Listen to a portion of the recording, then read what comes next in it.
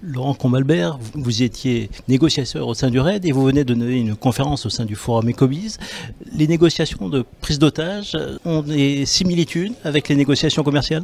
Alors la négociation reste de la négociation. Les enjeux sont bien sûr différents. Quand il y a des enjeux vitaux, la performance n'est pas négociable, on est obligé d'être performant. Mais quand on regarde les négociations commerciales, les négociations RH, les négociations de crise, on a la même mécanique, le même cheminement. Arriver à comprendre la position de l'autre, son enjeu, son intérêt, et arriver à l'amener sur un objectif commun. Donc c'est très très similaire. Toutes les négociations, en particulier les négociations complexes, où un paramètre au moins est aléatoire, ont un caractère particulier. Oui, cette notion d'incertitude est particulière parce qu'elle va nécessiter de l'improvisation.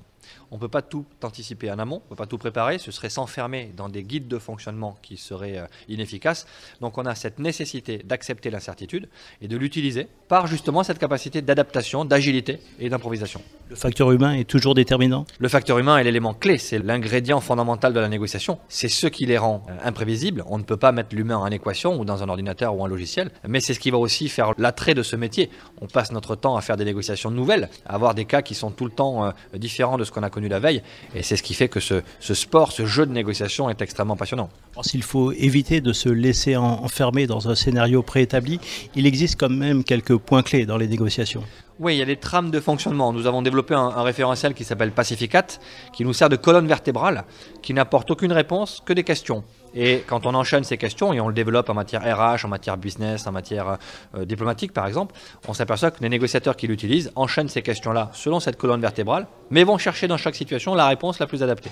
Donc plein de bonnes questions, pas de bonnes réponses. Le pouvoir relationnel est essentiel, mais il faut être empathique sans être sympathique. C'est la difficulté de la relation. Il faut avoir une capacité à mettre de l'émotion sans trop en mettre. Si je n'en mets pas, je suis apathique. Si je la rejette, je suis antipathique. Si je la ressens en l'approuvant moi-même, je suis sympathique. Donc l'empathie, c'est éprouver l'émotion de l'autre sans la ressentir soi-même.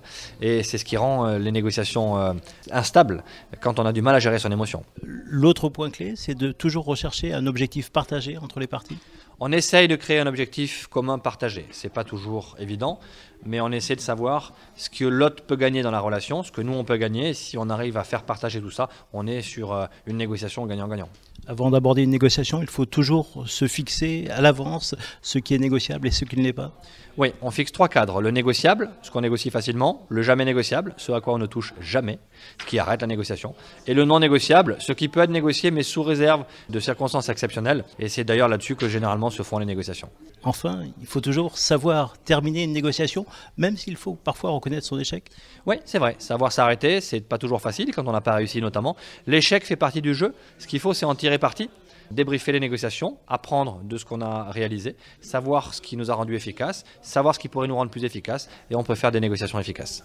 Vous intervenez maintenant régulièrement auprès d'entreprises. Il y a vraiment des similitudes. On revient un petit peu à la question initiale avec ce que vous faisiez au RAID.